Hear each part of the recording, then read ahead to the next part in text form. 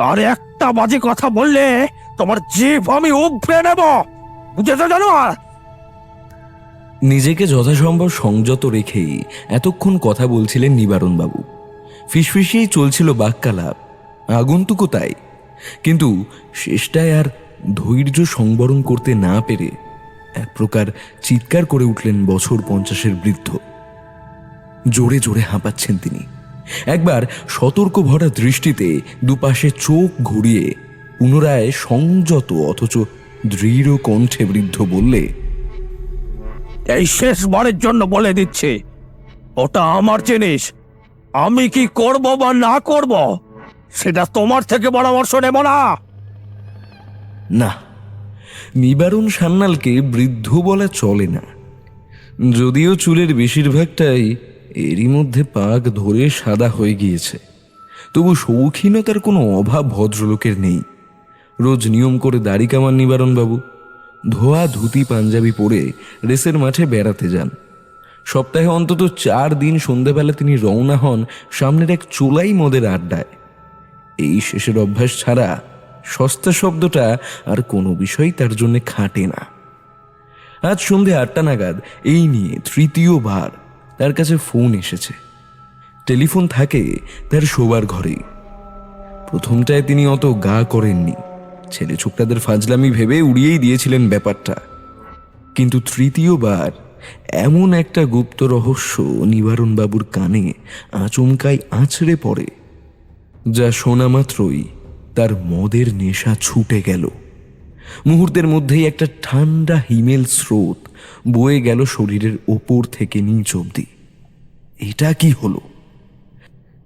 এই তথ্যটা তিনি ছাড়া তো আর কারুর জানার কথা নয়।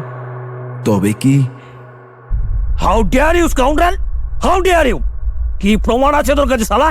হ্যাঁ, এবারে আর ভদ্রতার মুখোশ পরে থাকতে পারলেন না নিবারণ সান্যাল।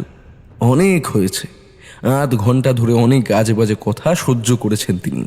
আর না, এবার তিনি চিৎকার করেই বলে উঠলেন, একটা পয়সাও আমি তোকে দেব না। কে তোকে এই কথাটা বলেছে সেটা আমি আন্দাজ করতে পারি।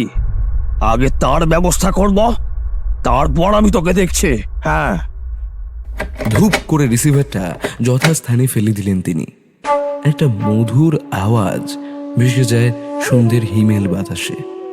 কেউ বাঁশি বাজাচ্ছে। অপরূপ তার রচনা। পৃথিবীর সমস্ত ক্ষোভ, সমস্ত অভিমান, সমস্ত লাঞ্ছনাকে ছাপিয়ে যায় সেই অদ্ভুত মোহময়ী সুর। নিবারণবাবু লক্ষ্যই করলেন না তার দরজার পাশে সামান্য একটা ছায়া পড়েছে, যা রিসিভার রেখে দেওয়ার সাথে সাথেই চট করে সরে গেল। পুনশ্চ গল্পখানা আমি সাধু ভাষাতেই লিখিয়াছিলাম, কিন্তু খসড়াখানা হারাইয়া গিয়াছিল। তখন অনেক চেষ্টা করিয়াছি, তবু পাই নাই। পরে যখন বাহির হইল, তাহাও আবার ভাড়ার ঘর হইতে, তখন ইতিমধ্যেই ব্যোমকেশ বক্সীর অনেকগুলি সত্যান্বেষণ পর্ব প্রকাশিত হইয়াছে। আর তাই এই গল্পে পুনরায় কলম ধরিলাম, তবে এইবার চলিত ভাষায়। আজকাল আর স্বভাবসিদ্ধ ভঙ্গিতে দেখতে পাওয়া যায় না ব্যোমকেশকে। কেমন যেন একটা খিটখিটে মেজাজ সে আয়ত্ত করেছে। মাস 2 আগে অর্থমনর্থমের পর যে নিগুড় গুপ্ত সত্যান্বেষণে সে ব্যস্ত হয়েছিল, তাও আচমকা বন্ধ হয়েছে হপ্তাখানেক। আমার বন্ধুবর বর্তমানে ঘর থেকে খুব একটা বেশি বের হয় না। দরকার না পড়লে কারো সাথে বাক্যালাপ পর্যন্ত করে না সে। এই তো সেদিন সুকুমার এসে হাজির হয়েছিল রবিবারের এক দুপুরে, হাতে 1 হাঁড়ি রসগোল্লা। তা সেটাই ব্যোমকেশের দিকে এগিয়ে দিয়ে হাসি মুখে সে বললে, ব্যোমকেশবাবু, ব্যাপার জমে ক্ষীর। সুকুমার এখন 4র্থ বর্ষের পড়ুয়া। শেষ বছরে পড়ুয়াদের হাতে কলমে কাজ শিখতে হয়। সে কলিকাতার অন্যতম নামকরা হাসপাতাল সত্যনারায়ণে কাজ শেখার সুযোগ পেয়েছে। ভালো করে শিখতে পারলে ওখানেই চাকরি বাঁধা। ব্যোমকেশ তখন আরাম কেদারায় বসে কাঠের হাতলে তাল ঠুকছিল। সুকুমারের কথা শুনে সে তার দিকে একবার দৃষ্টিপাত করল শুধু। উৎসাহ করা তো কোন ছাড়, মুখের অভিব্যক্তিতে পর্যন্ত কোনো পরিবর্তন দেখা গেল না। কয়েক পলক চেয়ে সে পুনরায় তাল ঠুকে আপন মনে গুনগুন করতে লাগলো। অবস্থার সামাল দিতে আমি তখন মাঠে অবতীর্ণ হই। চট করে সুকুমারের হাত থেকে মিষ্টির হাঁড়িটা ছিনিয়ে নিয়ে একটা রসগোল্লা মুখে পুরে দিলাম। বাহ, এই যে একেবারে হিমনাগের মনে হচ্ছে। সুকুমার হেসে উত্তর দিল, আগে হ্যাঁ অজিত বাবু, ভীমনাগের দোকান থেকেই খাস কিনে এনেছি। আর কোনো ভনিতা না করে এবার মূল গল্পে আসা যায়। দিনটা ছিল 1 ডিসেম্বর, রবিবার। সকাল 9টা নাগাদ একটি পুলিশ জিপ আমাদের বাড়ির সামনে এসে থমকে দাঁড়ালো। আমি তখন অমৃতবাজার পত্রিকার জন্য একখানা লেখা নিয়ে বসেছি। ব্যোমকেশ কোনান ডয়েলের শার্লক হোমস নিয়ে নেড়ে ঘেটে দেখছিল।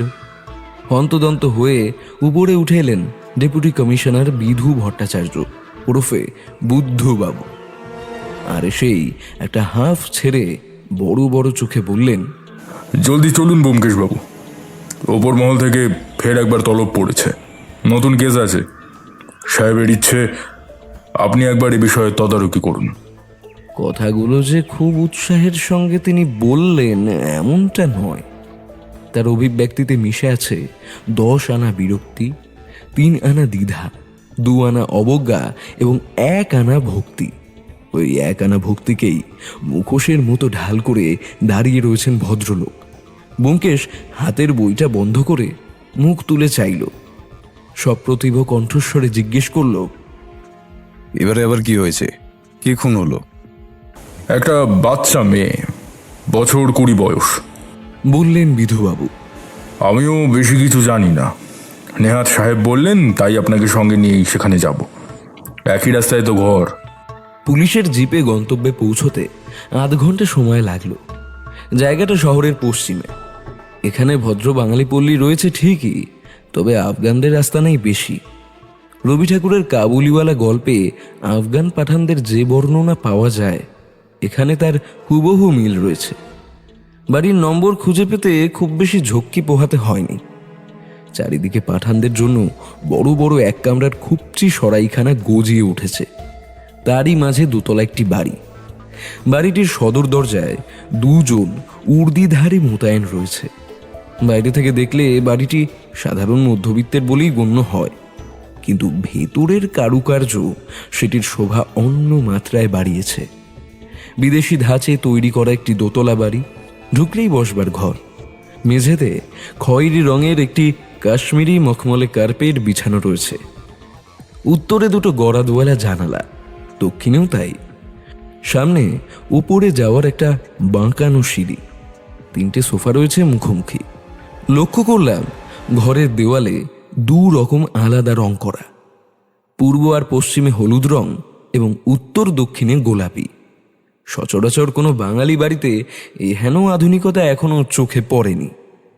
বাড়ির চেহারা দেখে মালিকের শৌখিনতার একটা পূর্বাভাস পাওয়া যায়। বিধুবাবু ভেতরে ঢুকেই সাব ইন্সপেক্টরের দিকে এগিয়ে গেলেন। কি সব ঠিক আছে তো? লাশে কেউ হাত দিয়েছিল নাকি? সাব ইন্সপেক্টর পাঞ্জাবি ছোকরা, নাম হিম্মত সিং। সে মাথা নেড়ে না বোঝালো। বিধুবাবু বলে দোতলার উদ্দেশ্যে এগিয়ে গেলেন। জিপে আসতে আসতে জেনেছি খুনটা হয়েছে দোতলায়। এখন দক্ষিণের একটি ঘরে ঢুকে দেখি একটি মেয়ে মেঝেতে উপুর হয়ে পড়ে রয়েছে। পাশে একটা ভাঙা ফুলদানি। ব্যোমকেশ এগিয়ে গিয়ে হাঁটু গেড়ে ঝুঁকে বসল। ডান কাঁধে সামান্য চাপ দিয়ে মেয়েটার মুখাবয়ব দেখার চেষ্টা করল সে। আর তখনই বিধুবাবু ও কি করছেন, ও কি করছেন বলে উত্তেজিত হয়ে উচ্চ স্বরে চেঁচিয়ে উঠলেন। এখনো ফরেন্সিক পরীক্ষা নিরীক্ষা হয়নি, আপনি লাশটা ছুঁয়ে দিলেন? ব্যোমকেশ কোনো উত্তর করল না। এই ফাঁকে আমিও উকি মেরে দেখে নিয়েছি। মেয়েটির মুখ ফ্যাকাশে, ঠোঁটের কোণে গ্যাঁজা জমে শুকিয়ে গিয়েছে। তার ছাপ স্পষ্ট। দয়া করে আর লাশ ছবেন না ব্যোমকেশ বাবু, এতে পুলিশের খুব অসুবিধে হতে পারে। ঘরের বর্ণনা খানিক দেওয়া প্রয়োজন। মেয়েটি একেবারে মধ্যিখানে পড়ে আছে। তার থেকে হাত 2 উত্তরে একটি অতি সুন্দর কারুকার্য খচিত সেগুন কাঠের খাট। খাটে ধবধবে সাদা চাদর পাতা, বালিশ কোলবালিশ সবই রয়েছে। তার সঙ্গে দেখা যায় একটা উলের গোলা ও অসমাপ্ত একটি সোয়েটার। হয়তো শেষের কয়েকটা মুহূর্ত সে সোয়েটার বুনছিল। খাটের পাশেই একটা জানালা, জানালায় বেগুনি রঙের সুন্দর একটা পর্দা ঢাকা। পশ্চিম দিকে একটি টেবিল চেয়ার পাতা। টেবিলে দেখলাম এক গুচ্ছ বাংলা গল্পের বই, কয়েকটা কলম, দুটো পেন্সিল ও একটা খাতা অগোছালো হয়ে পড়ে রয়েছে। ব্যোমকেশ খাতাটা তুলে নিল। সেটা খানিক নেড়ে ঘেটে বিধুবাবুর উদ্দেশ্যে বললে, এটা আপাতত আমি নিচ্ছি, কালই ফেরত দিয়ে দেব। বিধুবাবু কিছু বলতে গিয়েও বললেন না। টেবিলে একটা গ্লাসও দাঁড় করানো রয়েছে, কাঁচের গ্লাস। দেখে বোঝা যায় এতে দুধ ছিল, যেটা খেয়ে এই মেয়েটা মারা গেছে। ব্যোমকেশ ঝুঁকে গ্লাসটাকে একবার ভালো করে দেখে নিল। তারপর বিধুবাবুর উদ্দেশ্যে বলল, ওই দারোগা বাবু, আপনার ফরেন্সিক ডাক্তার কোথায়? আগে আসছে, খবর পাঠিয়ে দিয়েছি, অল্পক্ষণের মধ্যে এসে পৌঁছবে। ঘরের দক্ষিণে একটা আলমারি রয়েছে। পকেট থেকে রুমাল বের করে আলমারির হাতলে মৃদু চাপ দিল সে।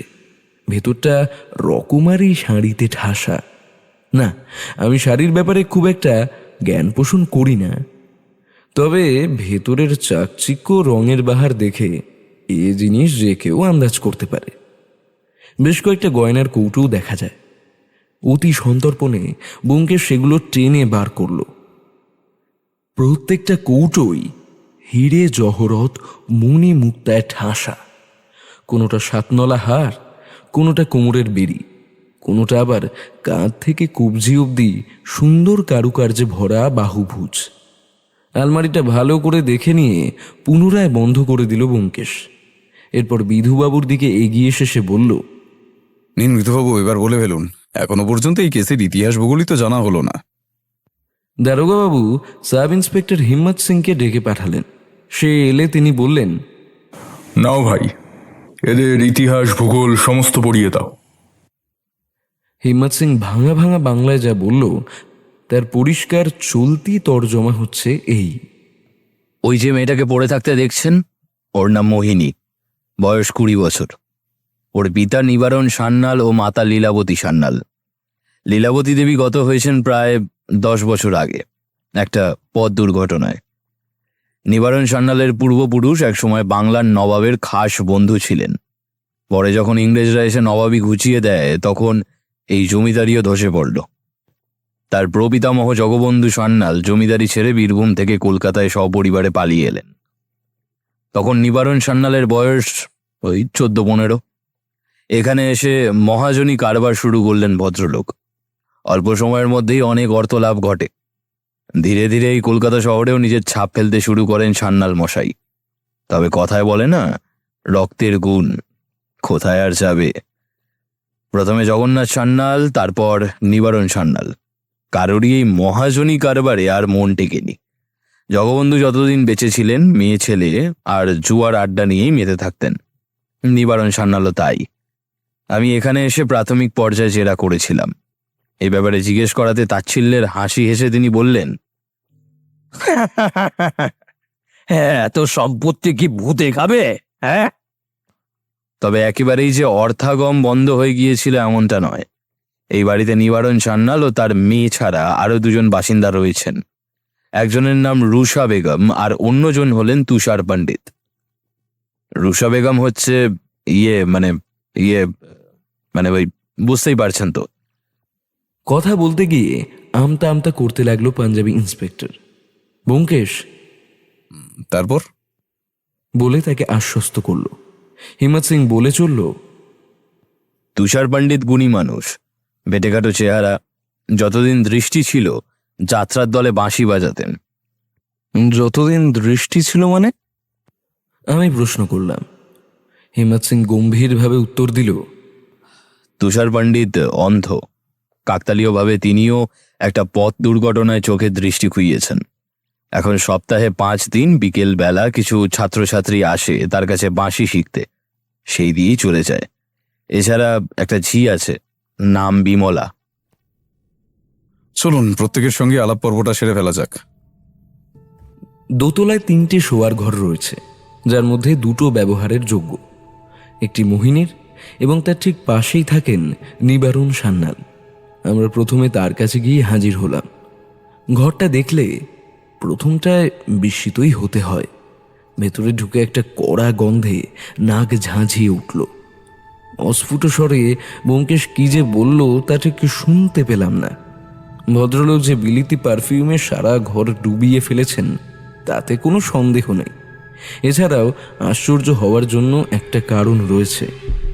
চারিদিকে নানান অ্যান্টিক জিনিসপত্রের ছড়াছড়ি, তাও বেশিরভাগই অযত্নের শিকার। কোথাও বাইবেলের কিছু বিখ্যাত দৃশ্যের বাঁধানো ফ্রেম, কোথাও মিশরীয় আনুবিস, ক্লিওপেট্রা, ওসাইরিসের সুপ্রাচীন মূর্তি, কোথাও আবার দাঁড়িয়ে রয়েছে সেই আলী বাবার আমলের সুরা পাত্র ও সুরা দান।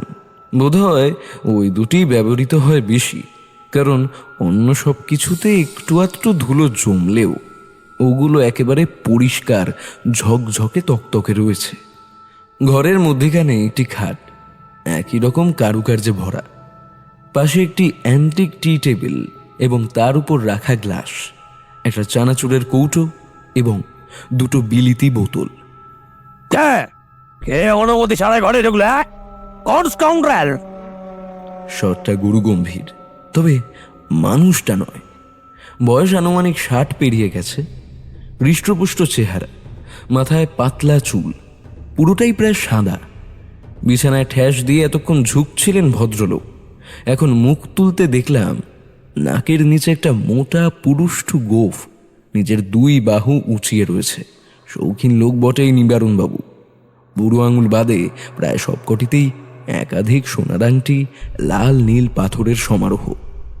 ব্যোমকেশ একবার 4 দেওয়ালে মুখ ঘুরিয়ে জিজ্ঞেস করল, আপনার মেয়ে বিষ খেয়ে মরেছে তা আপনি জানেন? লোকটা অত্যন্ত বিরক্তির সঙ্গেই জবাব দিল, তাতে কার বাপের কি? আমার জিনিস, সে মরবে না বাঁচবে তাতে পাড়া পড়শির অত মাথা ব্যথা কেন? কেন? ঘোরের মধ্যে বারবার ঢুকছেন নিবারণবাবু। ব্যোমকেশ আবারও প্রশ্ন করল, আপনার পিতা ঠিক কিভাবে মারা যান? সিফিলাস, বুঝলেন? সিফিলাস। একটা বিচ্ছিরি হাসি তার মুখে। তারপর আপন মনেই বিড়বিড় করে বললেন, ছাদে কি বেশি দিন কোনো দাসী টিকত না? হ্যাঁ, মাও তো ওই জন্যই। আমি ততক্ষণে খাটের পশ্চিমের জানালায় এগিয়ে গিয়েছি। সেখানে বেশ কয়েকটি দুষ্প্রাপ্য পাথর একটি কাঁচের বাক্সে সাজিয়ে রাখা রয়েছে। আপনি কি করেন? নয়নজোড়ের জমিদাররা কাজ করে না মিস্টার মিস্টার গরিবের নাম শ্রী ব্যোমকেশ বক্সী, আর উনি আমার বন্ধু অজিত বন্দ্যোপাধ্যায়। বলে আমার দিকে ইশারা করে দেখালো সে। আমিও প্রতি নমস্কারের জন্য 2 হাত জড়ো করলাম। ভদ্রলোক তাচ্ছিল্যের সুরেই বললেন, ব্যোমকেশ বক্সী, কলকাতা সেই দিকটি গিয়ে তা আপনি এখানে কি করতে এসেছেন মশাই? কেই বা আপনাকে ভেতরে ঢুকতে দিল? কে? টিকটিকি কথাটা ব্যোমকেশের একেবারেই পছন্দ নয়। তার দিকে চেয়ে দেখলাম সে কটমট করে নিবারণ সান্যালের দিকে তাকিয়ে রয়েছে। বিধুবাবু এই সুযোগটা অবশ্য হাতছাড়া করলেন না। ব্যোমকেশকে খোঁচা দেওয়ার সুরেই শুনিয়ে শুনিয়ে বললেন, দেখুন নিবারণবাবু, আপনার মেয়ে মোহিনী গতকাল রাত্রে নিজের ঘরে খুন হয়েছে। তাই ভদ্রলোক টিকটিকি হোক আর গিরগিটি হোক, যা জিজ্ঞেস করছেন তার চটপট উত্তর দিন।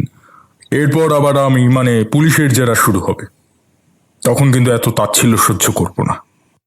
আপনি জানতেন না মোহিনী খুন হয়েছে? না, আমি জানতাম না।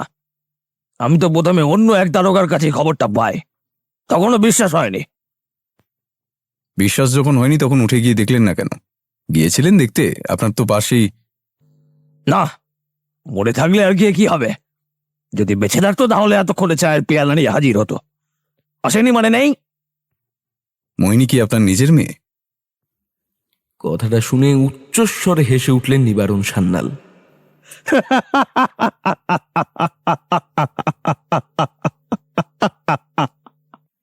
হাসির রেশ যখন থামলো তখন একটা চোরা দৃষ্টি নিয়ে ব্যোমকেশের দিকে তাকিয়ে তিনি পাল্টা প্রশ্ন করলেন, আপনি কি ভাবছেন, হ্যাঁ? ও আমার সৎ মেয়ে। আপনার হাবভাব দেখে তো তাই মনে হচ্ছে। রক্ষিতাও হতে পারে, যাকে আপনি ভদ্র সমাজে নিজের মেয়ের পরিচয় দিয়ে তুলে এনেছেন। পাশের একটা তাকের দিকে ইশারা করে নিবারণবাবু বললেন, ওখানে একটা অ্যালবাম আছে, মিলিয়ে নিন। অমর রূপ, অমর সুশ্রী গড়ন, জমিদার বংশ ছাড়া হয় না ব্যোমকেশ বাবু। তাছাড়া কত মেয়েই তো অল্প বয়সে নানান রোগে মারা যায়, লজ্জায় বলতে চায় না, তারপর ডুকরে ডুকরে মরে। আপনাকেও বলেনি? না, আমাকেও বলেনি। কাল রাতে আপনি কোথায় ছিলেন? নিজের খাটে বসে বিলিতি ম্যাগাজিন পড়ছিলাম।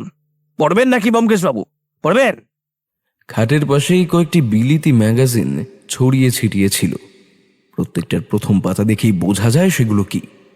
ব্যোমকেশ এক দৃষ্টে কিছুক্ষণ তাকিয়ে রইল সামনের দিকে, তারপর চোখের ইশারায় বলল, চলো অজিত। তৃতীয় ঘরটার ব্যাপারে বলবার তেমন কিছুই নেই। এই ঘরও নানান শৌখিন জিনিসপত্রে ঠাসা। ঘরটা যে বহুকাল খোলাই হয়নি তা সেটার ভেতর দেখেই বোঝা যায়। আনাচে কানাচে মাকড়সার জালে ভর্তি। মেঝেটা ধুলোয় ঢেকে গেছে। আমরা নিচে নেমে এলাম। বসবার ঘরের দু প্রান্তে আরও দুটো শোবার ঘর। উত্তরের দিকে লাঠি উঁচিয়ে হিম্মত সিং বললে, ওটিতে থাকেন রুষা বেগম, আর এদিকটায় তুষার পণ্ডিত। কাজের মেয়েটি কোথায়? তাকে দেখছি না কেন? আসলে স্যার, আমি আসা মাত্রই সবাইকে আলাদা আলাদা ঘরে বন্ধ করে দিয়েছি, যাতে কেউ কারোর সঙ্গে কোনো রকম কথা না বলতে পারে। বিমলা রান্নাঘরে রয়েছে। ওই বুঝি প্রথম দেখেছিল কোনটা? আগে হ্যাঁ, বিমলাই প্রথম দেখে খুন খুন বলে শোরগোল ফেলে দেয়। তারপরেই রুষা বেগম পুলিশে খবর দিয়েছে। চলো। আমরা দক্ষিণের ঘরটিতে প্রবেশ করলাম। বললে অবাক হবেন, প্রথমে নিবারণ সান্যাল, তারপরেই তুষার পণ্ডিত। কেউ কারোর চেয়ে কম নয়। চেহারাগতভাবে দুজনকেই পাক্কা খুনি বলা চলে। তুষার পণ্ডিতের বেটে খাটো চেহারা, তবে সুঠাম দেহ, গায়ের রং চাপা, ঝাঁকড়া কাঁচা পাকা চুল। এককালে যে ব্যায়াম করতেন তা বলাই বাহুল্য। ভদ্রলোক খাটের একটা ডাঁসায় কপাল ঠেকিয়ে বসেছিলেন। আমাদের ঢুকতে দেখে তিনি মুখ তুলে বললেন, কে? দারোগা বাবু এসেছেন নাকি? লোকটার গলায় থমথমে ভাব স্পষ্ট। একজন সদ্য শোকাহত পরিজনের যে অবস্থা হয় তারও তাই। লক্ষ্য করলাম তুষার পণ্ডিতের বাম গালে একটা আঁচিল রয়েছে। হিম্মত সিং পেছন থেকে উত্তর দিল, আগে হ্যাঁ, কিন্তু আপনার সঙ্গে বাকি তিনজন কারা? আপনার সহকারী? ভদ্রলোকের এহেন সংবর্ধনায় আমরা সকলেই অবাক। বিধুবাবু উত্তেজিত কণ্ঠে জিজ্ঞাসা করলেন, এ কি, আপনি না প্রতিবন্ধক? আপনি সত্যি অন্ধ, না অন্ধের ভান করছেন? তুষার পণ্ডিতের ঠোঁটে একটা বিনয় মার্কা হাসি ফুটে উঠল। চোখের কালো চশমাটা খুলে শান্ত ধীর স্থির কণ্ঠে তিনি বললেন, তবে নিচেই দেখে নিন। ভদ্রলোক সত্যিই অন্ধ। মণিকোঠায় সাদা অংশ ছাড়া আর কিছুই দেখা যায় না। পুনরায় চশমাটা পরে নিয়ে তিনি জিজ্ঞাসা করলেন, মোহিনীকে কি নিয়ে চলে গেছে? এই প্রশ্নের কোনো উত্তর না দিয়ে ব্যোমকেশ একটা পাল্টা প্রশ্ন করল। আপনি কি নিবারণবাবুর আত্মীয়? সে এতক্ষণ এক দৃষ্টিতে তাকিয়েছিল লোকটার মুখের পানে। আগে না, এই বছর দুয়েক হলো ভাড়ায় এসেছি। আপনি কি করেন? করতাম বলতে ওই 1931 অবধি বেনারসের একটা নাট্য দলের সঙ্গে যুক্ত ছিলাম। অনেক তাবড় তাবড় নাটক মঞ্চস্থ হয়েছে আমাদের দল থেকে। বাংলার নবাব সিরাজউদ্দৌলা ও মির্জাফর সেগুলোর মধ্যে অন্যতম। তবে একবার মুসৌরি যাওয়ার সময় আমাদের বাসটা পাহাড়ি খাদে পড়ে যায়। খাতটা খুব গভীর ছিল না, তবে শুনেছি 2-3 জন মারাও গিয়েছিলেন ওই দুর্ঘটনায়। আমার ক্ষয়ক্ষতি বলতে এই দুটো চোখ। হাত তুলে চশমাটা একবার ঠিক করে নিলেন তুষারবাবু। তারপরেই কোনো ক্রমে কলকাতা চলে আসা। এখানে কয়েকটা ছাত্র জুটিয়েছি, যারা সপ্তাহে 4 দিন বাঁশি শিখতে আসে। ওইটুকুই সম্বল। একটা ছোট্ট প্রশ্নের লম্বা উত্তর দিয়ে দিলেন ভদ্রলোক। ঘরে আসবাব বলতে তেমন কিছুই নেই। একটা টি টেবিল, 2টো কাঠের চেয়ার, একটা খাট ও জামা কাপড় রাখার আলনা। টেবিলের ওপর 3-4 রকমের বাঁশি রাখা রয়েছে। এখন কোনো রকমের যন্ত্র খুনের ঘটনাস্থলে উদ্ধার হলেই আমাদের মনে পথের কাটা স্মরণ হয়। ব্যোমকেশ দেখলাম সেগুলোই নেড়ে ঘেটে পরীক্ষা করছে। যদিও বিষের সঙ্গে এর কোনো যোগসাজশ সেই অর্থে সম্ভব নয়, তাও বলা যায় না। ভদ্রলোক নিজে থেকেই আবার জিজ্ঞাসা করলেন, আপনাদেরও কি বিলিতি আতর লাগানোর শখ রয়েছে? ব্যোমকেশ এবারও তার প্রশ্নের কোনো উত্তর দিল না। সে জিজ্ঞেস করল, আপনি কাল রাতে কোথায় ছিলেন? কাল বিকেলে নিজের ঘরে শুয়েই বেতার শুনছিলাম। আকাশবাণীতে জাতীয় সঙ্গীত নিয়ে একটা দুর্দান্ত অনুষ্ঠান উপস্থাপনা হয়েছিল। তারপর ওই সন্ধ্যা 6টা নাগাদ বাচ্চাগুলো আসে, তাদের সঙ্গে ছাদে গিয়ে বসি। তা ছিলাম 2 ঘন্টা মতো। তারপর সবাই চলে গেল। বিমলা আমার ঘরে খাবার দিয়ে গেল, আমি খেয়ে শুয়ে পড়লাম। লোকটা ঠিক পিছনেই একটা জানলা আছে। জানালার বাইরে বিশাল একটা আম গাছ। দেখলাম সেই আম গাছে মৌমাছিরা চাক বেঁধে রয়েছে। তারই কয়েকটা এখন ঘরের মধ্যে ভোঁ ভোঁ করতে লাগলো। আচ্ছা, আপনার নাটকের দলের নাম কি? Tiranga theatre group. নিবারণ সান্যালকে আপনার কেমন লোক মনে হয়? আমায় মাফ করবেন ব্যোমকেশবাবু, বহু কষ্টে এত কম খরচে ভালো একজন বাড়ির মালিক পেয়েছি। এমন কোনো প্রশ্ন দয়া করে আমাকে করবেন না যার জন্য আমাকে রাস্তায় গিয়ে বসতে হয়। আমার আর্থিক অবস্থা খুব একটা ভালো নয়। আচ্ছা, মোহিনীকে আপনার কেমন লাগতো? এবার ভদ্রলোকের মুখে তার স্বভাব সিদ্ধ হাসিটা ফিরে এলো। তিনি বললেন, ভালোই। একমাত্র ওই মাঝে মধ্যে আমার ঘরে এসে গল্পগুজব করতো। ভাড়াটে বলে কোনোদিন মনেই করেনি, যত্নআত্তি করতো সবই। আমি মাঝে মধ্যে ওকে বাঁশি বাজানো শেখাতাম। খুব ভালো ছাত্রী ছিল মেয়েটা, চটচট করে সব শিখে ফেলতো। কেন জানি না বারবার আমার অর্থমনর্থমের কথাই মনে পড়ে যাচ্ছে এখন। সত্যবতী, ফণিলাল, করালি বাবু সবাই যেন মিলেমিশে একাকার, শুধু চরিত্রের নামগুলোই যা আলাদা। একজন পঙ্গু যে কতখানি ধূর্ত হতে পারে তার নমুনা আমরা আগেই পেয়েছি। এই তদন্তের ঠিক আগেই ওই কেসটা ঘটেছে বলেই কি মনের ভেতরটা বুদবুদ করছে ঠিক জানা নেই। আচ্ছা, আপনার কাউকে সন্দেহ হয়? ব্যোমকেশ প্রশ্ন করল। তুষার পণ্ডিত হেসে উত্তর দিলেন, অন্ধের আবার গোয়েন্দাগিরি। আগে না, কাউকেই সন্দেহ হয় না। তাহলে কি আপনিই খুনটা করেছেন বলতে চান? এক পলকের জন্য দেখলাম তুষার পণ্ডিতের চোয়াল শক্ত হয়ে উঠল। পর মুহূর্তেই বিনীত সেই হাসিটা হেসে ঠান্ডা গলায় তিনি বললেন, এককালে পেটের দায় অনেক কিছুই করতে হয়েছে ব্যোমকেশবাবু। বাস্তবে দরকার পড়লে মানুষ সর্বভূক হয়ে ওঠে, জানেন তো। শীতের সকাল, রোদে ঝলমল করছে চারিদিক। ইতিমধ্যেই ফরেন্সিকের লোকজন এসে নিজেদের কাজ শুরু করে দিয়েছে। আমরা এবার রুষা বেগমের ঘরে গিয়ে উপস্থিত হলাম। রুষা বেগমের ঘরটা একজন দুদে সঙ্গীত বিশারদের ঘরের মতোই সাজানো। ঘরের নানান জায়গায় ছোট বড় নানা আকৃতির বাদ্যযন্ত্র পরিপাটি করে সাজানো রয়েছে। এ ঘরে একটিমাত্র জানালা, তাও উত্তর দিকে। তার পাশেই খাট। সেই খাটেই জানালার দিকে মুখ করে বসেছিলেন ভদ্রমহিলা, থুরি। রুষা বেগমকে মহিলা বলা চলে না, আবার তিনি পুরুষও নন। একটা গাঢ় সবুজ রঙের শাড়ি পরেছেন। মাথার লম্বা চুল খোপা করে বাঁধা, কপালে একটা লাল টিপ। দেহের গঠন দেখে বেশ শক্ত সামর্থ্য বোধ হয়। আমাদের ঢুকতে দেখে তিনি মুখ ফিরিয়ে তাকালেন। অত্যন্ত অপ্রসন্ন সূচক একটা অভিব্যক্তি করে তিনি বললেন, বড় স্ত্রীর ঘরে টোকা মেরে ঢুকতে হয়। আপনারা তা জানেন না বুঝি?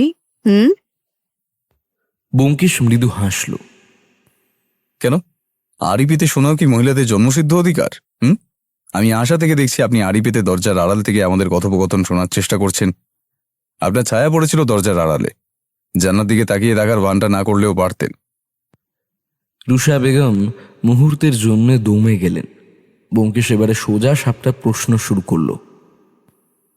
আপনি এই ভিটেতে উঠলেন কি করে? খানিকক্ষণ চুপ থেকে তিনি মিহি গলায় উত্তর দিলেন, আমি বোম্বাই শহরে কাজ করতাম। কাজের পাশাপাশি নাচ গানেরও শখ ছিল আমার। নিজে শিখেছি ছোটবেলায় ভারতনাট্যম আর কথাকলি। তা নিবারণবাবু বছর দেড়েক আগে বোম্বাই শহরে ঘুরতে গিয়েছিলেন। সেখানেই ওনার সঙ্গে আমার প্রথম দেখা। আমি একটা আসরে নিজের প্রতিভা পরিবেশন করছি, তিনিও ওখানে উপস্থিত ছিলেন। কথায় কথায় আলাপ হয়ে যায় এবং মাস দেড়েকের মধ্যে লোকটাকে ভারী ভালো লাগতে শুরু করেছিল আমার। মনে হয়েছিল এর উপর বিশ্বাস করা যায়। তিনি যখন বললেন ওনার সাথে কলকাতা চলে আসতে, নতুন করে আবার জীবন শুরু করতে, আমি এক কথায় রাজি হয়ে যাই। কিন্তু এসে বুঝতে পারলাম কি ভুলটাই না আমি করেছি। রুষা বেগমের চওড়া চোয়াল শক্ত হয়ে উঠল। লোকটা একটা আদ্যপান্ত মেয়েখোর। আমাকেও আর 5টা সস্তা জিনিসের মতো ব্যবহার করেছে। সস্তা জিনিস, সস্তা জিনিস। তাহলে আপনি ফিরে গেলেন না কেন? ব্যোমকেশ বাবু, আমাদের বোম্বাই একটা রেওয়াজ আছে জানেন তো, একবার বেরিয়ে গেলে আর ফেরা যায় না। তাই এখান থেকে বেরিয়ে গেলেও কোথায় যেতাম আমি? কি কাজ করতেন আপনি? রুষা বেগম মাথা নিচু করে বসে রইলেন, কোনো উত্তর করলেন না। বিধুবাবু খানিক গলা খাকড়ালেন। ব্যোমকেশ পুনরায় প্রশ্ন করল, আচ্ছা, এখন আপনি কি করেন? সন্ধেবেলা নাচের প্রশিক্ষণ নিতে আসে কয়েকটা মেয়ে। এছাড়া বাংলা শিখেছি, বই পড়ি। অজিত বাবুর লেখা কয়েকটা উপন্যাসও কিন্তু আমার সংগ্রহে আছে। মোহিনীকে আপনার কেমন মনে হতো? খুব মিষ্টি একটা মেয়ে। নিবারণ বাবু ওর ওপর প্রচন্ড অত্যাচার চালিয়েছে, তবুও মেয়েটা কিচ্ছু বলেনি। কোনোদিনও একটা রাগ করতে শুনিনি ওকে। মাঝে মাঝে নিজের ঘরে দরজা বন্ধ করে কাঁদতো, কিছু বলতো না কাউকে। আর তুষার পণ্ডিত কেমন লোক? অদ্ভুত বাঁশি বাজাতে পারে লোকটা। মাঝে মাঝে ছাদে গিয়ে একা একা বাঁশি বাজায়। অসম্ভব সুন্দর সে সুর। আশেপাশে যে কাউকে জিজ্ঞাসা করে নিন ব্যোমকেশ বাবু, সবাই এক ডাকে তুষার পণ্ডিতকে চেনে। ও যখন সন্ধেবেলা বাঁশি বাজায় না, তখন এই জানলার পাশে বসে আমি মুগ্ধ হয়ে শুনি। আশেপাশের ঘরগুলো থেকে স্ত্রী ঝিয়েরা ছাদে উঠে ওর বাজনা শুনতে। ওই করেই তো ওর পসার বেড়েছে এখন। কাউকে সন্দেহ হয়? 7 কাণ্ড রামায়ণ পড়ে এখন জিজ্ঞাসা করছেন সীতাকে কে হরণ করেছে। রুষা বেগমের ঘর থেকে বেরিয়ে আসতেই দেখি সরকারি পক্ষের ডাক্তার আমাদের জন্যই বসার ঘরে অপেক্ষা করছিলেন। বিধুবাবুকে কাছে আসতে দেখে তিনি উঠে দাঁড়ালেন। তারপর তার উদ্দেশ্যেই বললেন, লাশটা আমি নিয়ে যাচ্ছি, পোস্টমর্টেম করতে হবে। রিপোর্ট কালকের মধ্যে আশা করি পেয়ে যাবেন। ঠিক কখন মৃত্যুটা হয়েছে ডাক্তারবাবু? প্রশ্নটা করল ব্যোমকেশ। ডাক্তার ঘোষাল ভুরু কুঁচকে বললেন, প্রাথমিকভাবে দেখে তো মনে হয় বিকেল 5টা থেকে রাত 10টার মধ্যেই ঘটনাটা ঘটেছে। তার থেকে বেশি এধার ওধার হওয়ার সম্ভাবনা নেই। কি? যেন আকাশ থেকে পড়ল ব্যোমকেশ। আমরাও চমকে উঠেছিলাম। ভর সন্ধ্যেবেলায় খুন হয়েছে, কেউ কিচ্ছু টের পেল না? জোর দিয়ে এখনই বলতে পারি না, কাঁটা ছেঁড়া করেই দেখতে হবে। কিসে খুন হয়েছে? প্যারাকুয়েট ডাইক্লোরাইড। কাজের যে বিমলা তখন সবার জন্য চা তৈরিতে ব্যস্ত। আমরা সকাল সকালই বাড়ি থেকে বেরিয়ে এসেছিলাম। ব্যোমকেশ যখন জিজ্ঞাসাবাদে ব্যস্ত, তখন বিধুবাবুই হিম্মত সিংকে বলে চা জলখাবারের ব্যবস্থা করিয়েছেন। বিমলা যখন আলাদা আলাদা কাপে গরম চা ঢালছিল, আমরা তখন রান্নাঘরে গিয়ে উপস্থিত হই। আমাদের দেখতে পেয়ে হাউ হাউ করে কেঁদে উঠল মেয়েটা। ব্যোমকেশের পা জড়িয়ে ধরে বলল, আমি কিছু করিনি দায়িত্ব বাবু, আমি কিছুটি করিনি। বামুনের মেয়ে আমি, মানুষ খুন করা আমার দমে সইবে নি। আমাকে সার দিন দায়িত্ব বাবু, আমারে সাইরা দিন। ব্যোমকেশ খানিক অপ্রস্তুত হয়ে ছিটকে পিছিয়ে এসেছিল। কি করছেন কি? উঠে দাঁড়ান, আগে উঠে দাঁড়ান। মেয়েটা উঠে দাঁড়ায়। বিমলার বয়স 30-এর কাছাকাছি। আর 5টা সাধারণ বাঙালি বউদের যেমন দেখতে হয়, সেও তাই। হিম্মত সিং জানালো, বিমলার নামে সে ওয়ারেন্ট বের করেছে। মোহিনীর ঘরে ওই দূরে দুধের গ্লাস রেখে এসেছিল সে। সবার জবানবন্দি থেকে জানা যায়, শেষবারের মতো মৃতাকে বিমলাই দেখেছে। ওয়ারেন্টের ব্যাপারটা বিধুবাবুর জানা। ব্যোমকেশ একবার আর চোখে তার দিকে তাকালো। বিধুবাবু মুচকি হেসে বললেন, যাক, পুলিশি তদন্তে আগেই ধরা পড়েছে খুনি। নেহাত বড় সাহেব এতবার করে বললেন তাই, না হলে কবেই একে লকআপে পড়তুম। বিমলা আবার কান্নায় ভেঙে পড়ল। তুমি গতকাল মোহিনীকে দুধের গ্লাস দিয়ে এসেছিলে? কাপা কাপা গলায় সে উত্তর দিল, আগে হ্যাঁ কর্তা। মাঝে রান্নাঘর থেকে বেরিয়েছিলে নাকি? না, ভালো করে মনে করে বলো, বেরিয়েছিলে রান্নাঘর থেকে? বিধুবাবু বিরক্ত হয়ে বলে উঠলেন, আহ, খুনি যখন নিজে থেকে দোষ স্বীকার করেছে, আপনার অত পাকামি কিসের বলুন তো? ব্যোমকেশ দারোগা বাবুর কথায় কর্ণপাত করল না। স্থির দৃষ্টিতে উত্তরের আশায় তাকিয়ে রইল বিমলার দিকে। না, প্রথমে দুধ গরম করলুম, তারপর তা দিয়ে এলুম দিদিমণির ঘরে। মোহিনী তখন কি করছিল? ওল বুনছিল। আচ্ছা, সে কি রোজ সন্ধ্যাবেলা দুধ খায়? না, রাতে খাওয়ার পর দুধ খেত। তবে কাল বললে শরীরটা ভালো ঠেকছে না বিমলাদি, রাতে আর কিছু খাবো না, তুমি শুধু দুধটা দিয়ে যেও। আমিও যথারীতি দুধটা দিয়েই চলে এলুম। বাকিরা কেউ রাতে খায়নি? হ্যাঁ, খেয়েছি তো। বড়বাবু খেলেন, পণ্ডিত মশাই খেলেন, তবে নিজের ঘরে বসে। একমাত্র রুষা দিদি আমার সাথে গল্প করতে করতে খেয়েছিলেন। আচ্ছা, সেটা কটা নাগাদ? 9:30।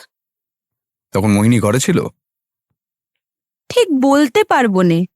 দিদিমণির ঘরের দরজা ভেজিয়ে রেখেছিল, শরীর খারাপ বললে, তাই আর অত জিজ্ঞেস করিনি। কোনো ভাঙচুরের আওয়াজ তুমি পাওনি? দিদিমণির ঘরের বড় ফুলদানিটার কথা বলছেন তো?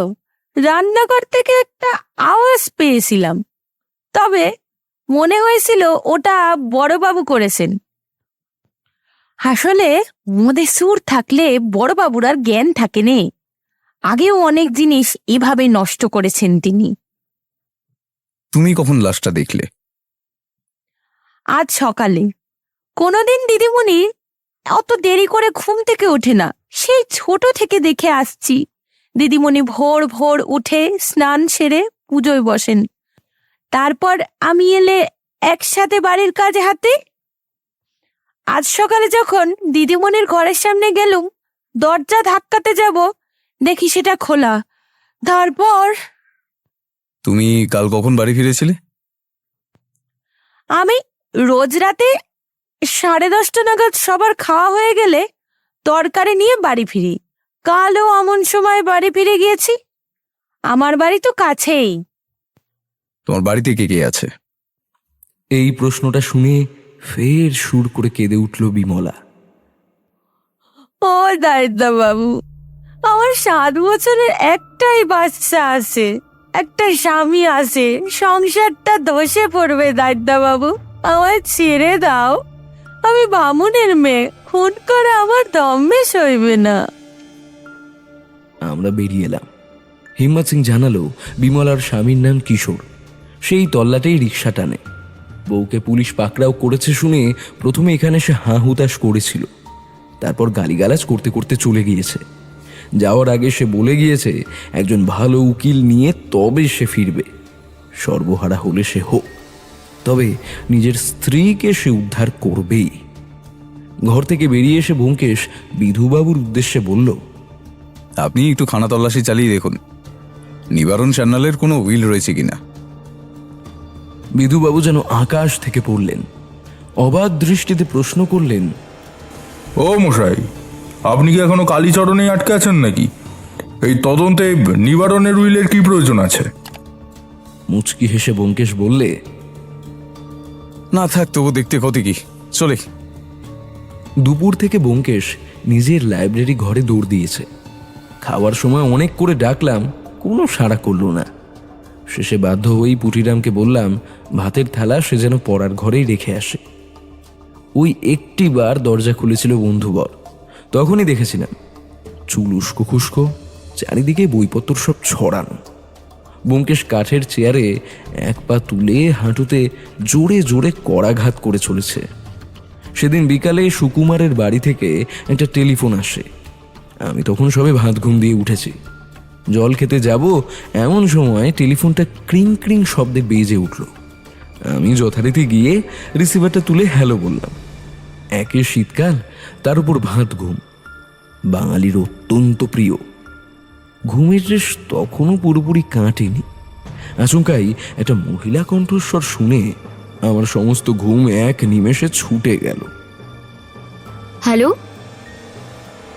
আসলে আমি ভেবেছিলাম ফোনটা হয়তো বিধুবাবু করেছেন নিবারণ সান্যালের উইল সম্পর্কিত কোনো তথ্য নিয়ে, কিন্তু ফোনটা করেছিল হবু বৌঠান, থুড়ি সুকুমারের বোন, থুড়ি সত্যবতী। জল গলার বদলে নাকে ঢুকে চো চো করে উপরে উঠতে লাগলো। তখন বিষম খেয়ে সে কি কাণ্ড! ওপার থেকে শুনতে পেলাম সত্যবতী শর্ট শর্ট বলে চলেছে। বেশ কিছুক্ষণ জলের সঙ্গে মোকাবিলা করে যখন খানিক ধাতস্থ হয়েছি, তখন সে বলল, দাদা, ব্যোমকেশবাবু বাড়ি আছেন? এই হচ্ছে মহাজালা, না এসপার না ওসপার। নারী জাতিকে মিথ্যে কথা বলার জো নেই, সে সব মনে রাখে। আর যদি মিথ্যা বলি আর সেটা কোনো উপায়ে আগামীকাল গিয়ে ধরা পড়ে, তাহলে আর রক্ষে থাকবে না। আগামী বছরের শুরুতেই সত্যবতী এই বাড়ির একমাত্র লক্ষ্মী হয়ে আসতে চলেছে। সেখানে আর যাই হোক, গৃহদেবীকে তো আর রুষ্ট করা যায় না। অন্যদিকে ব্যোমকেশও আমার বহুকালের বন্ধু। এই সময়ের মধ্যেই দুজনের মধ্যে একটা দাদা ভাইয়ের মাখো মাখো সম্পর্ক, সেখানে তাকেই বা চটাই কি করে? পুটিরাম বসার ঘরে মেঝেতে বসে তখন রেডিও শুনছিল। হাতের ইশারায় তাকেই ডাকলাম।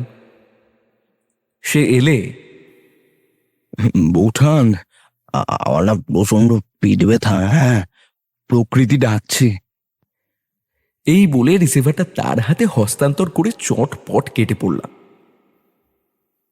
হ্যালো, নিজের স্বভাব সিদ্ধ গেয় ভঙ্গিতে কানের পাশে রিসিভার তুলে ধরল পুটিরাম।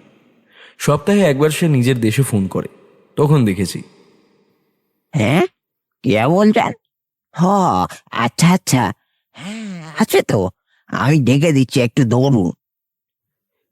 পুটিরামটা একটা আস্ত গাধা। সে রিসিভারটা হাতে ধরেই ব্যোমকেশের উদ্দেশ্যে হাঁক পারল। বাবু, বউটান ফোন করেছেন। বলে দাও আমি বাড়ি নেই, ফিরতে রাত হবে। ভেতর থেকে ব্যোমকেশের গলা ভেসে এলো। হ্যাঁ বউটান, বাবু বললেন বাবু বাড়ি নেই, তার ফিরতে অনেক রাত হবে। সন্ধ্যাবেলা ব্যোমকেশ দরজা খুলে বাইরে বেরিয়ে এলো। একটা আড়মোড়া ভেঙে আমার উদ্দেশ্যে বলল, কি অজিত, সব ভালো তো? হ্যাঁ, আমি তখন বসবার ঘরের সোফায় হেলান দিয়ে নতুন উপন্যাসের খসড়া তৈরি করছিলাম। মুচকি হেসে উত্তর দিলাম, আর কি ভালো আর কি খারাপ অল্প দিনের মধ্যেই তো টের পাবে। সেও এবারে হেসে উঠল। তারপর নিজের আরামকে দ্বারা এসে বসে পুটিরামের উদ্দেশ্যে হাঁক পারতে লাগলো। পুটিরামকে বলে দিয়েছি, সে চা বসিয়েছে। আচ্ছা, তা বেশ বেশ। তার ফুরফুরে মেজাজ দেখে আমি চেপে ধরলাম এই সুযোগ। যদি বন্ধুবরের পেট থেকে একান্তই কথা বের করতে হয়, এর থেকে ভালো সময় আর পাওয়া যাবে না। আমি হাতের খাতাটা বন্ধ করে জিজ্ঞাসা করলাম, এই ব্যোমকেশ, কিছু বুঝলে? সে আপন মনেই চেয়ারের হাতায় তাল ঠুকতে ঠুকতে গুনগুন করছিল। সেভাবেই বলল, কি ব্যাপারে? আরে আজকের খুনের ব্যাপারে কিছু বুঝলে? দূর, যত সব বাজে ব্যাপার, এখনো পোস্টমর্টম রিপোর্টই হাতে এসে পৌঁছলো না। আমি খাবো খাই ভেবে মরছিলাম, যত সব বাজে ব্যাপার স্যাপার। তা কোনটা বাজে ব্যাপার শুনি? ব্যোমকেশ এবার পাঞ্জাবির পকেট থেকে একটা ছোট খাতা বের করলো। সেটাই আমার দিকে বাড়িয়ে বলল, এই দেখো তো, কিছু দেখতে পাও কিনা? আমি তার হাত থেকে খাতাটা নিয়ে এলাম। এটা সেই খাতাটাই না যেটা মোহিনীর টেবিলে পাওয়া গিয়েছিল? সে মাথা নাড়ল। আমি খাতাটা উল্টে পাল্টে ভালো করে দেখলাম। পুরোটাই সাদা, কোথাও কালির একটা আঁচড় পর্যন্ত নেই।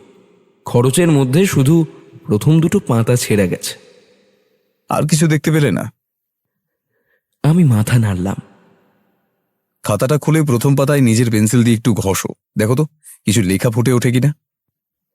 ব্যোমকেশের কথা মতো পেন্সিল দিয়ে খাতার প্রথম পাতাটায় ঘষতে লাগলাম। সে যে কিছু অদৃশ্য লেখার কথা উল্লেখ করছে সেটা বুঝতে পেরেছি। তবে যে শব্দগুলো এখন ফুটে উঠল সেটা দেখে আমার চক্ষু চড়ক গাছ। পরিষ্কার বাংলায় দুটো লেখা ফুটে উঠেছে। খাতার ডান দিকে এক জায়গায় লেখা, ইতি তোমার প্রণয়া রুষা, এবং তার থেকে 3-4 লাইন নিচে, ইতি তোমার সহধর্মিণী রুষা। একইভাবে বাম দিকে খাতার উপরেও একটা লেখা স্পষ্ট পড়া যায়, প্রিয়া নিবারণ। প্রিয়া নিবারণ মানে? এটা তো... ব্যোমকেশ চট করে আমায় সংশোধন করে বললে, এটা প্রিয়া নয়, প্রিয় নিবারণ এবং প্রিয়া, শুধু প্রিয়া। এই খাতার প্রথম দুটো পাতার আসল দুটো আলাদা আলাদা চিঠি লেখা রয়েছে। একটা আকারে ছোট, অন্যটা 2-3 লাইন বড়। মাঝের লেখাগুলো পরিষ্কার বোঝা যাচ্ছে না, সেটাই স্বাভাবিক। দুটো আলাদা আলাদা লেখা একসঙ্গে জড়িয়ে গেছে, কিন্তু চিঠির সূচনাতে ওই ঝামেলাটা নেই। শুরু আমরা এক জায়গায় দিয়েই করি, বাম দিক থেকে। তাই প্রিয়া নিবারণ। কিন্তু মোহিনীর ঘরে ওই যে তোমার প্রিয়া। রুষা বেগমের কলমের জোর দেখে স্তম্ভিত হতে হয়। হাতের লেখা নিয়ে মারাত্মক রকমের পারদর্শী না হলে অক্ষরের আয়তনে এমন অসামান্য দখল রাখা সম্ভব নয়। প্রথম দেখায় আমিও তোমার মতো গুলিয়ে ফেলেছিলাম অজিত। পরে খুব ভালো করে দেখে বুঝলাম দুটো আলাদা চিঠির সূচনা ওটা। প্রিয় থেকে প্রিয়া হতে একটা মাত্র আকার লাগে, তাই বোঝা যায়নি। তাহলে কি রুষা বেগমই মোহিনীর দুধে বিষ মিশিয়েছে? এখনো ঠিক বলা যাচ্ছে না অজিত, তবে সম্ভাবনা একটা রয়েইছে। রুষা বেগম প্রেমে প্রত্যাখ্যিত হয়ে কোমরের বয়সী একটি মেয়েকে খুন করল। প্রেমের কাটা বেজায় ব্যথা আমি জানি, তাহলেও এটাই কি একটা মানুষের খুনের আসল উদ্দেশ্য হতে পারে? ব্যোমকেশ চুপ করল। আর বাকিরা? বাকিদেরও মোটিভের অভাব নেই অজিত। যেমন ধরো নিবারণবাবু নিজের মেয়ে মারা গেল, তাও তার মধ্যে কোনো বিকার দেখতে পেলে? পাশের ঘরেই মরেছে মেয়েটা, একটিবারের জন্য উঠে দেখতেও গেল না। কেন? হাবভাব দেখে বোঝা যায় ভদ্রলোক যেন স্বস্তিই পেয়েছেন খবরটা শুনে। এখন প্রশ্ন হচ্ছে, নিবারণ সান্যাল সত্যি কি জানতেন না মোহিনী খুন হয়েছে সন্ধ্যাবেলা, নাকি নিজেই সকলের অলক্ষ্যে মোহিনীর ঘরে ঢুকে বিষ মিশিয়ে এসেছিলেন? সেটা কিভাবে সম্ভব? আমরা যখন খোঁজখবর করতে গেলাম, মেয়েগুলো কি বলল? তারা তো পরিষ্কার বলল সন্ধ্যা 6টা থেকে 8টা অবধি তারা নাচ শিখতে ও বাড়ি গিয়েছিল। আর রুষা বেগম নাচ শেখায় বসবার ঘরে সোফা সরিয়ে। তাহলে দোতলায় কেউ হাঁটাচলা করলে কেউ না কেউ তো অবশ্যই দেখতে পেত। তা ঠিক। এইখানে আরেকটা তথ্য দিয়ে রাখি, নিবারণ সান্যালের বাড়ি থেকে বেরিয়েই কিন্তু আমরা বাসায় ফিরে আসিনি। ঘটনাস্থলের আশপাশটা বিস্তর খোঁজ খবর করা হয়েছে। সেই অনুসন্ধানে যেসব তথ্য উঠে এসেছে সেগুলোই এখন ক্রমানুসারে সাজিয়ে দিচ্ছি। নিবারণ সান্যালের বাড়ির উত্তরটা আফগানদের থাকার সরাইখানায় ভরা, দক্ষিণেও তাই, যদিও পশ্চিমে কিছু ভদ্রস্থ বাঙালি পরিবার একসঙ্গে রয়েছে। তবে ওদিকের বেশিরভাগই কলকারখানার শ্রমিকদের ঝুপড়ির ডেরা। সেখানেই খোঁজ খবর করে জানা গেল গতকাল সন্ধে 6টা থেকে 9:30 অবধি তুষার পণ্ডিত বাড়ির ছাদেই বসে বাঁশি বাজিয়েছেন। এমনিতে 2 ঘন্টার বেশি প্রশিক্ষণ কোনোদিন হয় না, কিন্তু গতকাল ছাত্রছাত্রীদের বিশেষ অনুরোধে তিনি শুনিয়েছেন রাসলীলা। এই রাসলীলা হচ্ছে তেরাঙ্গা থিয়েটার গ্রুপের সর্বশ্রেষ্ঠ নাটক। শেষের 1.5 ঘন্টায় বাঁশি বাজিয়ে সেই নাটকে অভিনয় করে শুনিয়েছেন ভদ্রলোক। যারাই শুনেছে তারাই তুষার পণ্ডিতের উদাত্ত কণ্ঠ, মুখস্থ বিদ্যা ও অভিনয়ে অভিভূত। নিবারণ সান্যালের মতো গেরস্থদের প্রায় সবারই 2তলা 3তলা বাড়ি। সেখানেও মেয়ে বউরা বসে গতকাল রাসলীলা শুনেছে। কমপক্ষে 15 জন প্রাপ্তবয়স্ক রয়েছেন যারা সাক্ষী দিতে প্রস্তুত তুষার পণ্ডিত একটি বারের জন্যেও নিজের আসন ত্যাগ করেননি। রাসলীলা শেষে তার ছাত্ররাই ধরে ধরে ঘর অবধি পৌঁছে দিয়েছে তাকে। রুষা বেগমের ব্যাপারেও ভালো কথাই জানা যায়। ভদ্রমহিলা গরিব দুঃখীদের জন্য একটা স্কুল তৈরি করার প্রতিশ্রুতি দিয়েছেন, বিনামূল্যে শিক্ষাদান। এছাড়াও তিনিও নাকি মনের দিক থেকে খুবই স্বচ্ছ, কারোর সঙ্গে কোনো ঝগড়া নেই, নিজেও যেচে কোনো বিবাদে জড়ান না। রুষা বেগমের বন্ধুর অভাব। শুরুতে নিজে থেকেই অনেকের সঙ্গে আলাপ জমানোর চেষ্টা করেছেন, কিন্তু কেউই খুব একটা পাত্তা দেয়নি। মুখ ফিরিয়ে নিয়েছে অনেকেই। যারা ফেরায়নি মূলত তাদের বাড়ির মেয়েরাই নাচ শিখতে আসে তার কাছে। তার নাচের ছাত্রীরাও জোর দিয়ে বলেছে রুষা বেগমকে গতকাল সন্ধ্যায় তারা উপরে উঠতে দেখেনি। 8 ঘন্টার জন্য নিজের ঘরে চলে গিয়েছিলেন ঠিকই, তবে আবার ফিরেও এসেছেন। জিজ্ঞেস করাতে বলেছেন শরীরটা ভালো নেই, তাই একটু শুয়ে পড়েছিলেন ভদ্রমহিলা। নাচ শেষ হয় 8টায়, তারপর সবাই বাড়ি ফিরে গিয়েছে। নিবারণ সান্যালের ব্যাপারে মিশ্র প্রতিক্রিয়া পাওয়া যায়। কেউ কেউ বলে লোকটা নাকি দেউলিয়া হয়েছে অনেক আগে, প্রচুর ধার, প্রচুর দেনা। ওর বাড়িতে যে সমস্ত জিনিসপত্র রয়েছে তার বেশিরভাগই নাকি ভাড়ায় আনা। কে ভাড়া দিল সেটা এখনো জানা যায়নি, তবে রেসের মাঠে বিপুল অর্থ খুইয়েছেন ভদ্রলোক। অপর শ্রেণীর মতে লোকটার ঘরের মধ্যে কোথাও গুপ্তধন লোকানো রয়েছে।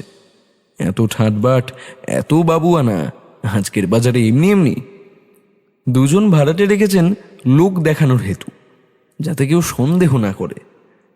তাদের দৃঢ় বিশ্বাস শুধুমাত্র ওই ভাড়াটিয়াদের ভাড়ায় এহেন বাবুয়ানা তো দূর, সংসার চালানো দুঃস্বপ্ন। এরপর কাজের ঝি বিমলা। বিমলা মেয়েটা সাদাসিধে, তার বড় ওই এলাকায় রিক্সা টানে। রাতের বেলা একটু ঠাট্টা তামাশা, জুয়ার আড্ডা করে ঠিকই, তবে অভদ্র বলা চলে না। পুলিশের খাতাতেও কিশোরের কোনোদিন নাম ওঠেনি। বিমলার ছেলের নাম রন্তু। পরিবারে অভাব অনটনের জন্য বিমলা ছেলেকে স্কুলে ভর্তি করাতে পারেন। সে রোজ সকালে মোহিনীর কাছে এসে অক্ষর বুঝে যেত। অবশ্য আমরা বেরিয়ে আসার সময় বিমলা নিজে থেকেই এগিয়ে এসে আমাদের একটা তথ্য দিয়েছিল। সে বলেছে গতকাল সন্ধ্যে 7টা নাগাদ সে যখন নিবারণবাবুর ঘরে চা দিতে গিয়েছিল, তখন ভদ্রলোক ফোনে কার সঙ্গে যেন চাপা স্বরে ঝগড়া করছিলেন। বিমলাও ফোনটা করে থাকতে পারে। বিমলা? হ্যাঁ, বিমলা। মোহিনীর আলমারি থেকে যখন গয়নার বাক্সগুলো বের করছিলাম তখন কয়েকটি তো উধাও হয়েছে। কি করে বুঝলে? ওইটাই তো অজিত, এতদিন আমার সঙ্গে আছো তাও ঠিক করে দেখতে শিখলে না। গয়নাগুলো বিখ্যাত মাধব জুয়েলার্স থেকে কেনা হয়েছে। কলকাতায় মাধব জুয়েলার্স ওই একটি দোকান বর্তমানে যা পুরো সেট গয়না ছাড়া গড়ায় না। যেমন ধরো গলার সঙ্গে কানের সেট অথবা হাতের সঙ্গে কোমরের সেট, একক গয়না ওখানে পাওয়া যায় না। ওসব বড় লোকদের জায়গা ভায়া। তুমি কি করে জানলে? সত্যবতী কি? দেখতে না শিখলেও বাঁকা সুরে কথা ভালোই বলতে পারো। আমি হেসে ফেললাম। বিভিন্ন সেটের বিভিন্ন কবজি থেকে কিছু কিছু গয়না মিসিং। তাছাড়া বাক্সগুলো থাক থাক করে রাখা ছিল। একেবারে উপরের বাক্সটাতেও একটা দাগ লক্ষ্য করলে আমি নিশ্চিত ওর উপরেও কিছু বাক্স থেকে থাকবে যা সরানো হয়েছে। ধরে নাও বিমলা দুধের গ্লাসে বিষ মিশিয়ে অপেক্ষা করেছে। মাঝে মাঝে নানা ছুদে উপরে উঠে দেখেছে মোহিনী মরেছে কিনা। যেই মরেছে আলমারি খুলে গয়নার বাক্স সরিয়ে রাতে তো বাড়ি ফিরে গিয়েছিল। এখন সে গয়না উদ্ধার হওয়ার আশা কম। কিন্তু বিমলার ছেলেকে তো... মোহিনী বিমলার ছেলেকে পড়াতো, নিজের যথাসাধ্য সাহায্য সে করত। যে মেয়েটা নিবারণ সান্যালের বাড়িতে দিন রাতের বেগার খাটে তার ওই অভাব কেন? সে যে অন্য কোনো বাড়িতেও বিয়ের কাজ করত এমনটাও নয়। এমন দুষ্প্রাপ্য জিনিসপত্রে ঠাসা বাড়ির মালিকেরা সাধারণত 5 ঘড়ায় ঝি রাখতে চায় না। কখন কার কাছে কি কথা বলে ফেলে। তাই এরা মাইনে বেশি দিয়ে শুধু নিজের বাড়িতে কাজ করার জন্যই চাকর পোষে। এবার ধরো বিমলার বর কিশোর মদের আড্ডায় বেশিরভাগ টাকাই উড়িয়ে দেয়। দিনের বেলা যতই ভদ্র থাকুক, রাতের বেলা পেটে মদ পড়লে সে জানোয়ার। তখন সংসার চলবে কোথা থেকে? পুলিশ তো মোহিনীর ঘর সিল করে দিয়েছে। নিবারণ সান্যাল যদি খুনি না হয়ে থাকেন তাহলে পরে আলমারিতে গয়না মিসিং দেখলে আরও একটা কেলেঙ্কারি নিশ্চিত। তাছাড়া তুষার পণ্ডিতও হতে পারে। এটা কিভাবে বলছো? আমি হতে পারে বলেছি অজিত, হতে পারে। কোনো মানুষের একটা ইন্দ্রিয় নষ্ট হলে অন্যগুলি অসম্ভব মাত্রায় সজাগ হয়ে পড়ে। তুমি তুষারবাবুকে জিজ্ঞেস করো ঘরে কটা সিঁড়ির ধাপ রয়েছে, কোথায় কি জিনিস রয়েছে, সেগুলো সব নির্দ্বিধায় বলে দেবেন। শুধু একটা খটকা, যদি তুষার পণ্ডিত মোহিনীর দুধে বিষ মিশিয়েও থাকে তাহলেও সে জানল কিভাবে দুধের গ্লাসটা ঠিক কোথায় রাখা রয়েছে? দুধের গ্লাস কোনো ফুলদানি নয় যা ঘরের কোণে বহুকাল দাঁড়িয়ে থাকে। অনুমান করা সম্ভব মোহিনীর বিছানার বসে খাওয়ার অভ্যেস আছে তোমার মতো। এবারে কে খোটা মেরে কথা বলছে? হ্যাঁ, তুষার পণ্ডিতের ঘরে মোহিনীর বুনে দেওয়া 2টো মাফলার দেখেছি। এভাবেই খোদাই করা যেভাবে তার বিছানায় দেখেছিলাম। তুষার পণ্ডিত কি প্রেমে প্রত্যাখ্যিত হয়ে... আমি আবার কিছু বলতেই যাচ্ছিলাম, এমন সময় টেলিফোনটা বেজে উঠল।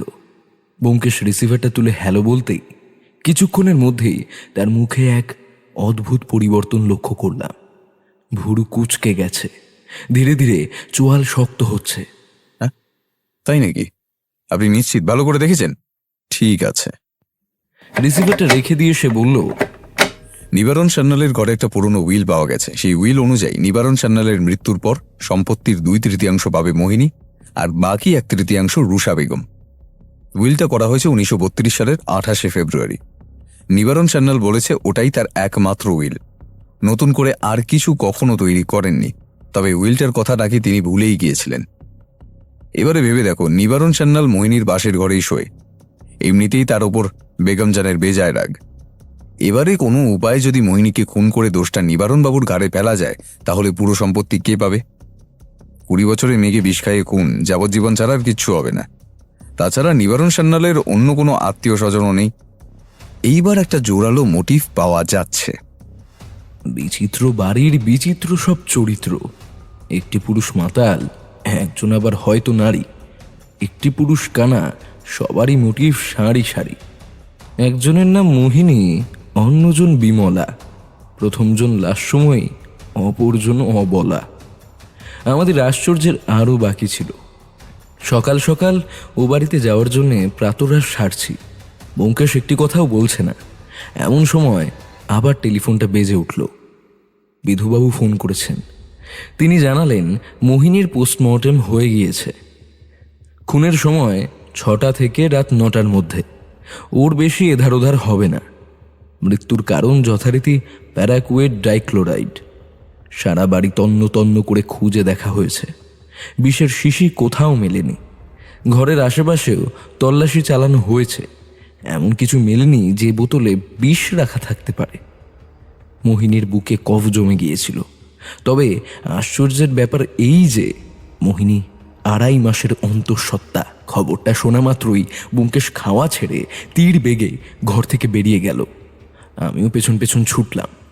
নিবারণ সান্যালের বাড়ির সদর দরজায় এসে যখন পৌঁছই তখন ঘড়িতে 8:10। ফটকে 2 লাল পাগড়ি মোতায়েন রয়েছে। সারা রাস্তা দেখলাম ব্যোমকেশ রাগে ফুঁসছে। এখন দ্রুত পায়ে ভেতরে ঢুকে নিবারণ সান্যালকে বসবার ঘরে দেখতে পেয়ে ভদ্রলোকের কলারটা চেপে ধরল সে।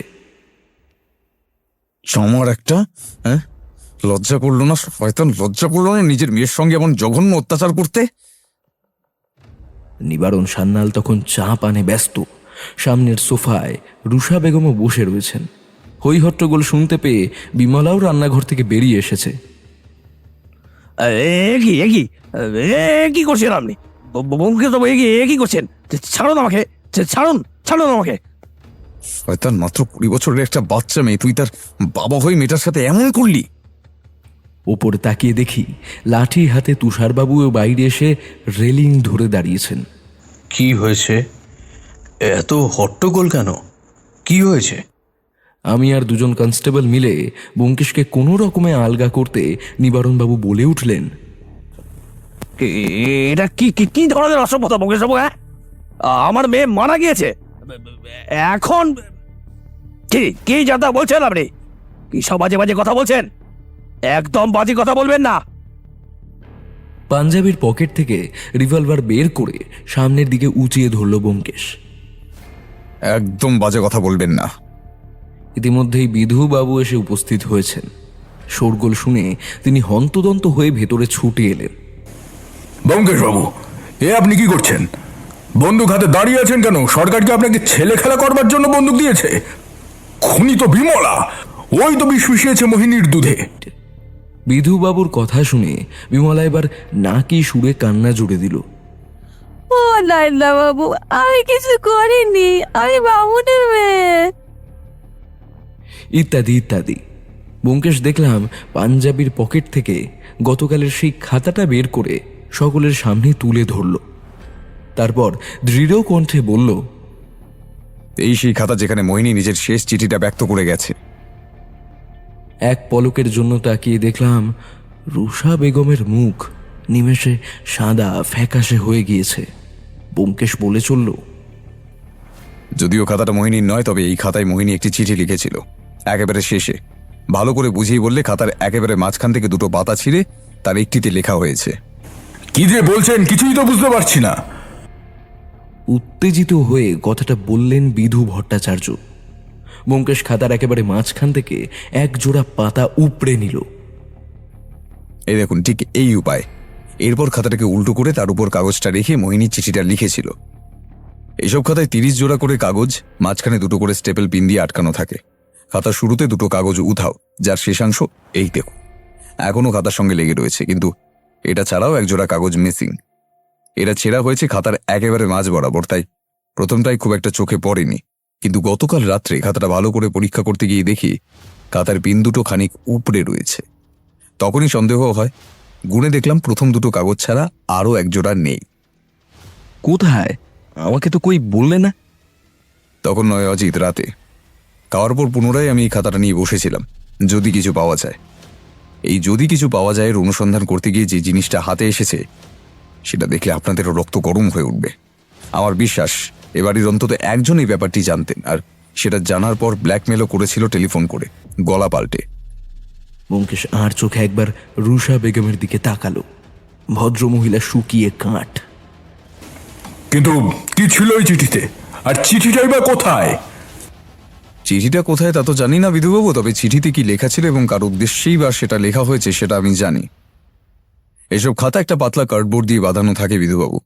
এই খাতার পেছনে চিঠিটার একটা ছাপ পাওয়া গেছে, ফাউন্টেন পেনের সূচালো নিভের ছাপ।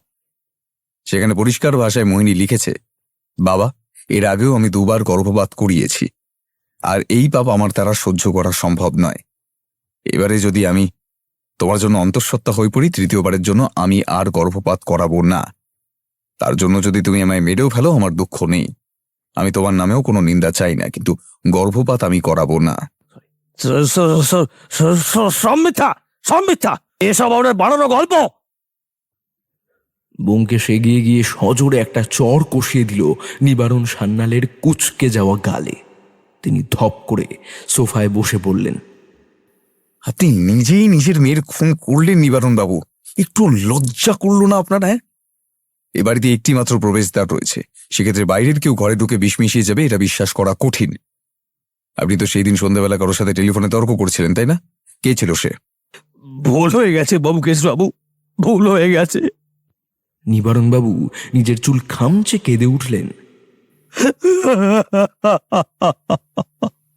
একদিন দেশের মাঠে প্রচুর টাকা খুইয়ে ফেলি আমি, অন্যদিন যে হারি না তেমনটা নয়, কিন্তু সেদিন ভাগ্য যেন লাথি মেরে আমায় দূরে সরিয়ে দিয়েছিল।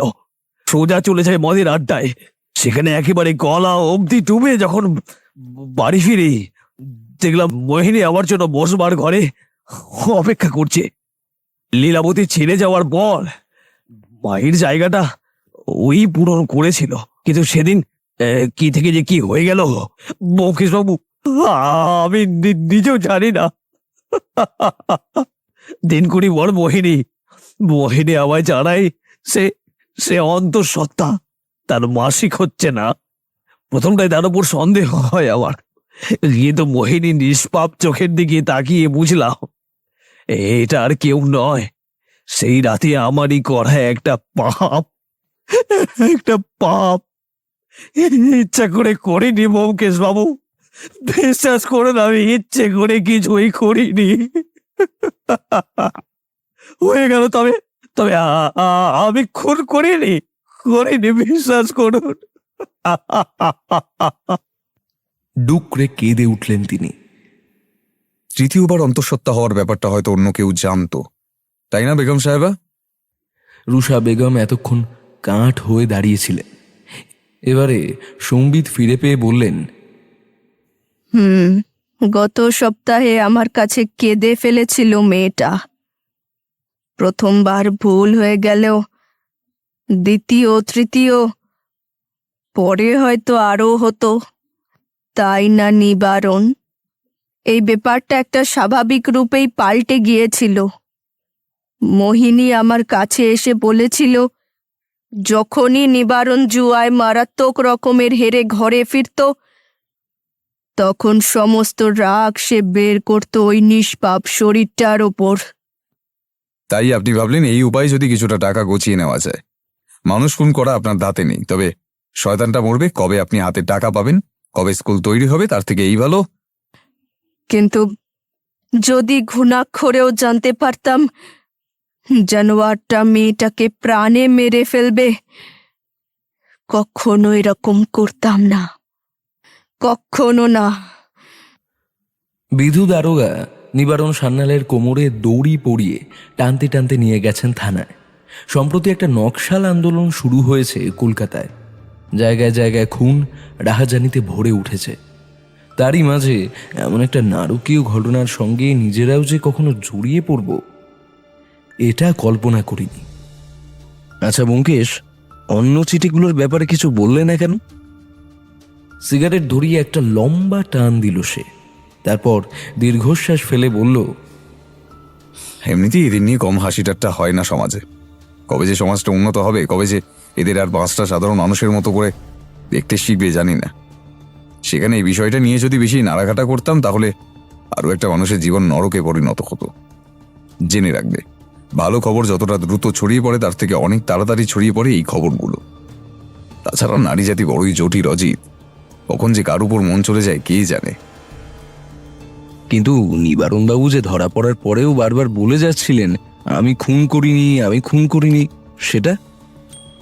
ইংরেজিতে একটা কথা আছে, ইনফ্যালিবল। এটা এক রকমের মানসিক রোগ বলতে পারো। দেখবে ছাগলের সামনে যখন কোনো বিপদ এসে উপস্থিত হয় তখন সে নিজে থেকেই চোখ বন্ধ করে দেয়। ছাগলটা ভাবে বিপদ হয়তো উতরে গেছে। এখানেই অনেকটা ওই রকম। এ ধরনের মানুষরা সবসময় ভাবে এরা যাই করে সব ঠিক, এদের দ্বারা কখনো ভুল হয় না। নিবারণ বাবু যে খুনটা করেছে তার ধারণা ওটা কেউ ধরতে পারবে না। পুলিশি ভাষায় আ পারফেক্ট ক্রাইম। আর গয়নাগুলোর ব্যাপারে? সত্য অন্বেষণ করাই আমার উদ্দেশ্য। চোর ধরার জন্য বড়বাবু আমায় আলাদা করে টাকা দেবেন নাকি? কথাটা বলতে বলতে হঠাৎ দেখলাম ব্যোমকেশ তড়াক করে সোজা হয়ে বসলো। মরেছে অজিত, মরেছে। কি কি কি হয়েছে? সত্যবতী আসছে। এমন সময় সিঁড়িতে পায়ের শব্দ শোনা গেল, আর কিছুক্ষণের মধ্যেই সত্যবতীর আগমন। বসবার ঘরে আমাদের বসে থাকতে দেখে সে কড়া দৃষ্টিতে আমাদের দিকে চেয়ে রইল। ব্যোমকেশ আমতা আমতা করে হেসে বলল, ও, তুমি এসেছো?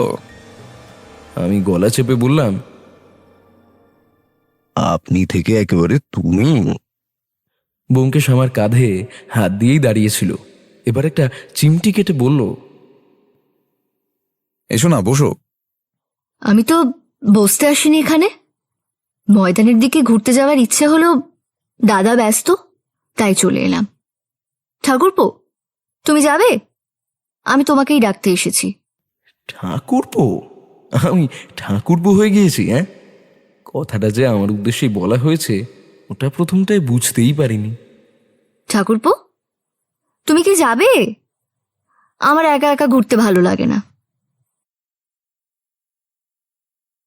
অগত্যা ব্যোমকেশের গুপ্ত সত্যান্বেষণের মাঝে আমাকেও আর জুড়তে হলো। ব্যোমকেশ কটমট করে আমার দিকেই তাকিয়েছিল। সত্যবতীও ছাড়বে না। আগেই বলেছি, গৃহদেবীকে চটিয়ে কোনো লাভ নেই। তাই এক প্রকার বাধ্য হয়েই বেরিয়ে পড়লাম।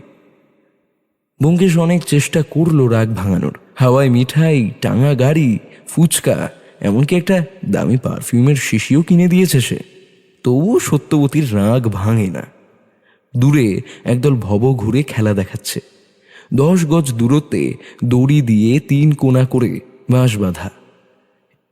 একটি বাচ্চা মেয়ে হাতে লাঠি নিয়ে সেই দড়ির ওপরই নিজের ভারসাম্য বজায় রাখার চেষ্টা করছে। মেয়েটির মাথায় আবার একটা প্লেট, তার উপরে একটা আপেল। সত্যবতী সেই দিকেই ছুটে গেল। কলকাতায় এদের হামেশাই দেখা যায়, তা হয় হিন্দুস্থানি, না হয় বাংলাদেশ থেকে পালিয়ে এসেছে। উপরে বাচ্চা মেয়েটা খেলা দেখাচ্ছে, আর নিচে একটা বাচ্চা ছেলে দর্শকদের কাছে নিজের টুপি নিয়ে এগিয়ে যাচ্ছে। যার যেমন সামর্থ্য সে তেমনই ফেলে দিচ্ছে ওই টুপিতে। কেউ 1 টাকা, কেউ 2 টাকা, কেউ বা 5 টাকা। বেশ কিছু মেম সাহেবদেরও দেখলাম দাঁড়িয়ে দাঁড়িয়ে হাততালি বাজাচ্ছে। হঠাৎ ব্যোমকেশ আমাদের দুজনের হাতে মারল একটা হ্যাঁচকা টান। ভিড় থেকে বেরিয়ে আসতেই সে বলল, চলো অজিত। কি, কেন, কোথায় জিজ্ঞাসা করতে যাব তার আগেই হাতের ইশারা একটা রিক্সা থামালো ব্যোমকেশ। তারপর সত্যবতীকে সেই রিক্সায় তুলে ভাড়া মিটিয়ে দিয়ে সে বলল, সত্য, তুমি বাড়ি যাও, একটা অসমাপ্ত কাজ মনে পড়ে গেছে। সত্যবতী দেখলাম কটমট করে ব্যোমকেশের পানে তাকিয়ে আছে। সে দৃষ্টিকে তোয়াক্কা না করেই ব্যোমকেশ বলল, ও হ্যাঁ, ভালো কথা, তোমার আতরের শিশিটা দাও তো, যেটা আজ কিনে দিলাম। সত্যবতী রাগে গজগজ করতে করতে আতরের শিশিটা ব্যোমকেশের হাতে গুজে দিয়ে রিক্সাওয়ালাকে বলল, চলো দাদা। এখন সন্ধে হব হব করছে। পাশেই একটা টেলিফোন বুথ ছিল। ব্যোমকেশ দেখলাম সেখানেই ঢুকে কার সাথে যেন বেশ কিছুক্ষণ বোঝানোর ভঙ্গিতে কথা বলল। তারপর বেরিয়ে এসে বলল, চলো। তার চোখ জল জল করছে। এই ভরা সন্ধ্যায় আমরা আবার নিবারণ সান্যালের বাড়ির সামনে এসে উপস্থিত হলাম।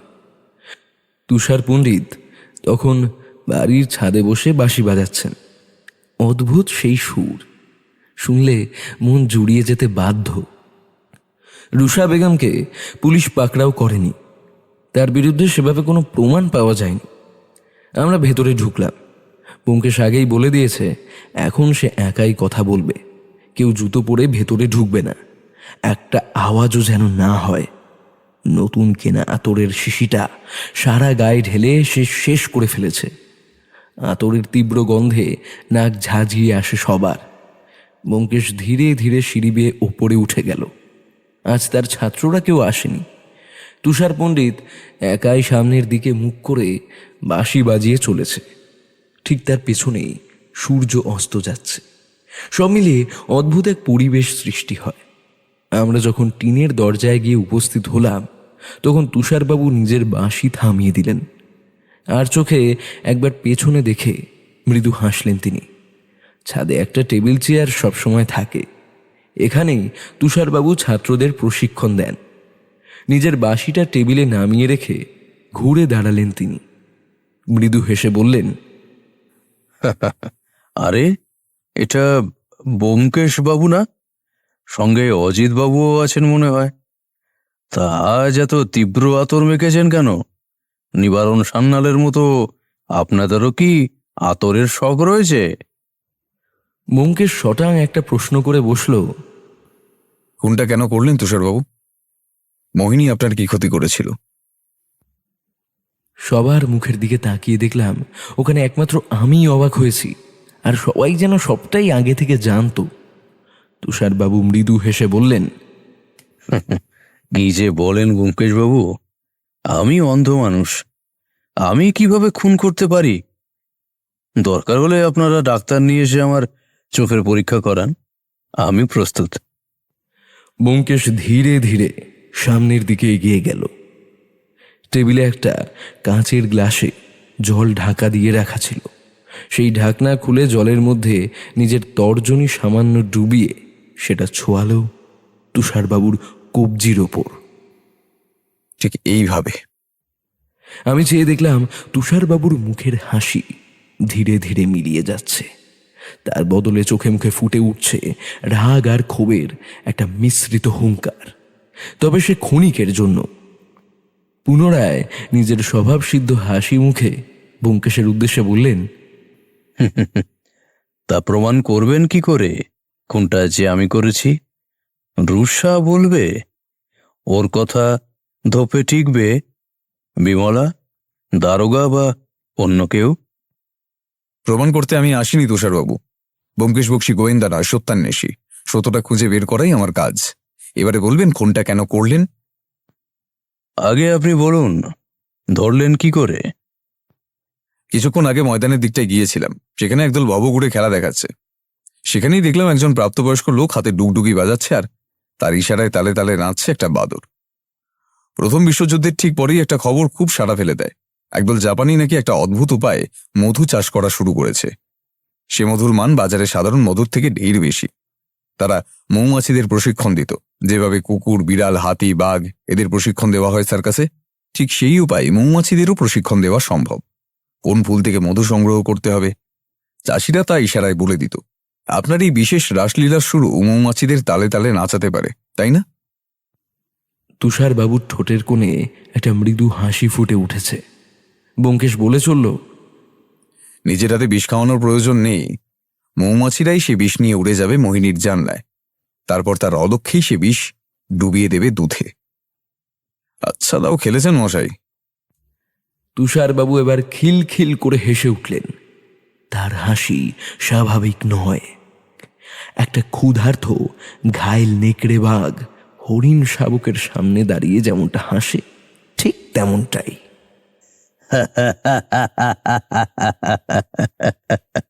হ্যাঁ, আমি খুন করেছি মোহিনীকে। নিবারণ একটা চামার ছিল, শয়তান, জানোয়ার, নরকের কীট।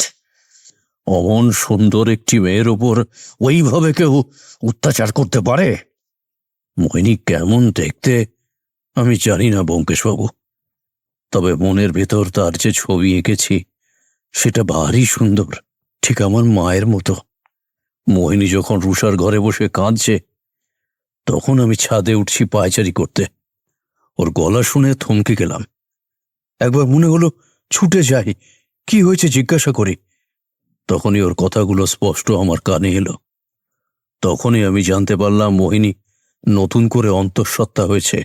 জানোয়ারটা গর্ভপাত করাতোই, এতে আর বড় ব্যাপার কি? রাতের বেলা এসে ফুর্তি করে তারপর পেটে ধরলে গর্ভপাত। আমি মোহিনীকে ভালোবেসে ফেলেছিলাম ব্যোমকেশবাবু, খুব খুব ভালোবেসে ফেলেছিলাম। ও যেভাবে আমার খেয়াল রাখতো, আমার সঙ্গে হেসে কথা বলতো, গল্প করত, অমন মেয়েকে ভালো না বেশে পারা যায়? নিজের মনের কথা বলেও ছিলাম, কিন্তু ও না করে দিয়েছিল। আমার কাছে আসাও বন্ধ করে দিয়েছিল মেয়েটা। আমি কিচ্ছু মনে করিনি, কিন্তু সেদিন যখন ওই কথাটা শুনলাম তখন আমার মাথায় রক্ত চেপে গেল। ঠিক করলাম এই নরক থেকে মেয়েটাকে মুক্ত করতেই হবে। যদি নিবারণকে মারি, সমাজ মেয়েটাকে ছিঁড়ে খাবে। তার চেয়ে ওর মরণই শ্রেয়। হ্যাঁ হ্যাঁ হ্যাঁ, ওর মরণই শ্রেয় ব্যোমকেশ বাবু, ওর মরণই শ্রেয়। পুনরায় খিলখিল করে পৈশাচিক হাসিটা হেসে উঠল তুষার পণ্ডিত। দারোগাবু, নিয়ে যান আপনার আসামিকে। বাবু, তুষারবাবু, ইংরেজদের আদালতে রুষা, বিমলা, আমি, অজিত বা অন্য কারোর সাক্ষ্য গ্রহণযোগ্য না হলেও আসামি যদি খোদ ডিস্ট্রিক্ট ম্যাজিস্ট্রেটের সামনে নিজের অপরাধ স্বীকার করে তাহলে গ্রহণযোগ্য হবে। ডিস্ট্রিক্ট ম্যাজিস্ট্রেট মানে ব্যোমকেশ বাবু? এবারে বুঝতেই পারছেন আতরের কামাল। একটা সিগারেট ধরালো ব্যোমকেশ। তুষারবাবু নিজের বাঁশিটা তুলে নিতে গেলেন। অজিত, ওটা সরাও জলদি। আমি বিদ্যুৎ বেগেই টেবিল থেকে বাঁশিটা সরিয়ে নিলাম। তুষারবাবু হেসে বললেন,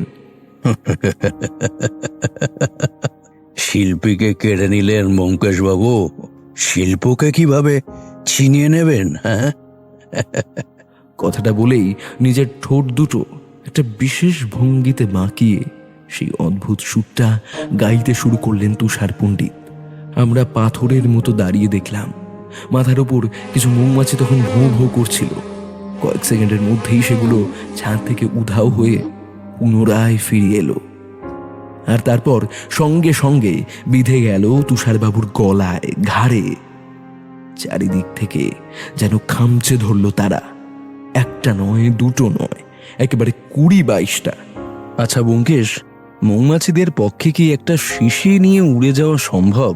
শিশি নিয়ে উড়ে গেছে কে বলল? তখন গ্লাসের খেলা যে দেখালাম, কি দেখলে তাহলে? শিশিটা ছাদের রেলিংয়েই খোলা অবস্থায় রাখা ছিল। তুষারবাবু যখন বাঁশিতে একটি বিশেষ সুর ধরলেন তখন মৌমাছির দল একে একে শিশির কাছে গিয়ে নিজের পেছনটা তরলে ডুবিয়ে উড়ে গেল। রাসলীলা। তারপর তারা মোহিনীর জানলায় গিয়ে তার অলক্ষ্যে নিজের পেছনটা ডুবিয়ে দিল দুধের গ্লাসে। কেল্লা ফতে। বুঝলে অজিত, মৌমাছির মতো প্রাণীদের প্রশিক্ষণ দেওয়া বাঘসিংহের থেকেও ঢের বেশি শক্ত কাজ। লোকটার প্রতিভার অভাব ছিল না। একটা দীর্ঘশ্বাস ফেলে ব্যোমকেশ চুপ করলো। তুমি বুঝলে কি করে? এই প্রথমবার সত্যান্বেষীও ফেল মেরে গিয়েছিল, বলো? আমি মুচকি হেসে প্রশ্নটা করলাম। তুষারবাবু যদি নিজে না স্বীকার করতেন তাহলে আমার আর কিছুই করার ছিল না। তোমার মনে আছে আমরা সেদিন জিজ্ঞাসাবাদ করতে আশপাশটা ঘুরেছিলাম? তুমি তো কয়েকজন ভক্ত পেয়ে গদগদ হয়ে এগিয়ে গেলে। এই ভাগে তুষার পণ্ডিতের ছাত্রদের আমি জিজ্ঞেস করি ওই দিন সন্ধ্যাবেলা লোকটা তাদের শিশি জাতীয় কিছু ফেলতে দিয়েছিল কিনা। উষা বেগমের ছাত্রীদেরও একই প্রশ্ন করি। পণ্ডিত মশাইয়ের এই ক্ষুদ্র ছাত্র এসে আমায় জানায় যে হ্যাঁ, মাস্টার মশাই তাকে একটা চওড়া মুখওয়ালা ছোট্ট শিশি হাতে দিয়েছিল এবং বলেছিল সে যেন মনে করে শিশিটা উড়াদানায় ফেলে দেয়। আগামীকাল আবর্জনার গাড়ি এসে সব সাফ করে দেয়। বাতাস। তখনই আমার প্রথমটাই সন্দেহ হয়, যদি মোহিনীর বাবা খুনটা না করে থাকে তাহলে লোকটা কার্যসিদ্ধি করল কিভাবে? বাকিদের পক্ষে মানুষ মারা সম্ভব নয়, তাই মনটা যখন কোতকোত করছে তখনই সাপুরের সাপ খেলা দেখে আমি চমকে উঠি। বাকিটা আন্দাজে ঢিল লেগে গেল ভাগ্যক্রমে। কিন্তু তখন যে কি সব ইনফেলিয়েবল টেলিয়েবল জ্ঞান দিচ্ছিলে? ওটা তো তোমার মনে ধাঁধা তৈরি করার জন্য। ওই ওই ওই তো একটা রিক্সা।